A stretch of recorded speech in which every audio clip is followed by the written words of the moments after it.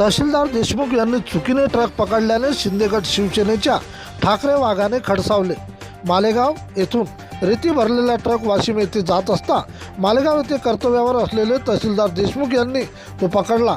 चालक त्यांना शेवटी परवानगी रॉयल्टी दाखवत होते, परंतु ती न पाहताच मालेगाव पोलीस स्टेशन येथे गाडी लावण्यात आली।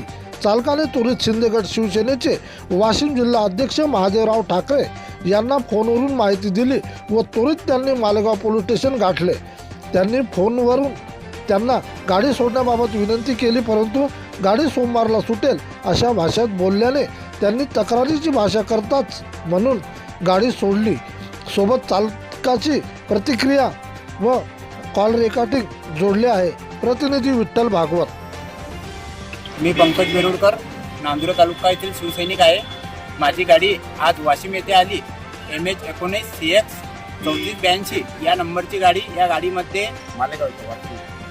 वाशिम मालेगाव जहांगीर इथे गाडी आली। या गाडीमध्ये रॉयल्टी आणि त्याच्यानंतर ऑनलाईन पावती हे सुद्धा असताना इथले नायब तहसीलदार सुनील देशमुख यांनी गाडीची चौकशी केली। त्यांनी विचारणा करणे असता ड्रायव्हरने त्यांना रॉयल्टी दाखवली आणि ऑनलाईन पावती पण दाखवली, तरी सुद्धा तहसीलदार साहेब यांनी आमच्या ऐकून घेतले नाही। त्यांनी सांगितले की बा तुमच्या गाडीमध्ये पावती जरी असली तरी माझ्याकडं आपल्या विदाऊट रॉयल्टीच्या केसेस नाही आहे, तुम्ही मला प्रेमाखातीर एक केस द्या, नाहीतर 50,000 रुपये द्या, तुमची गाडी लगेच सोडून देतो। आम्ही त्यांना हात पाय सर्व जोडले, त्यांच्या पाया पडलो, त्यांना विनवणी केली की सर आम्ही सुशिक्षित बेरोजगार लोक आहे, आम्ही आमचा उदरनिर्वाह करण्यासाठी गाडी घेतलेली आहे, त्यामुळे तुम्ही आमच्यावर कुठलीच कारवाई करू शकत नाही। आमच्याकडे कलेक्टर साहेबाची रॉयल्टी, परवाना, अधिकृत घाटातून सर्व रॉयल्टी सर्व आमच्याकडे कागदपत्र आहे, त्यामुळे तुम्ही आमच्यावर कुठलीही कारवाई करू नका, आमच्यावर अन्याय करू नका। तरी सुद्धा त्यांनी आमचे काहीच ऐकून घेतले नाही आणि त्यांनी आमची गाडी मालेगाव जहांगीर पोलीस स्टेशनला सुपूर्द केली। आम्ही नंतर साहेबांना कॉल केले, पण साहेबांनी आमचे कॉल पण रिसीव्ह केले नाही आणि आम्हाला कुठलीच सूचना न देता डायरेक्ट आमच्यावरती त्यांनी दंडाची नोटीस काढली आणि त्या नोटीसवरती त्यांनी सांगितलं की ड्रायव्हर तुम्ही याच्यावरती साईन करा आणि गुन्हा कबूल करा। आम्ही गुन्हा न कबूल कराच ते म्हटले आम्ही तुमच्यावर 353 दाखल करू, सरकारी कामात अडथळा आणला अशी तुमच्यावरती केसेस टाकू आणि तुम्हाला 3 महिने 4 महिने जेलमध्ये घालू।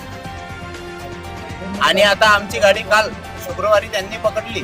आमची गाडी ही EMI वरती आहे, आमच्या गाडीवरती लोन आहे, त्याचे हप्ते चालू असतात।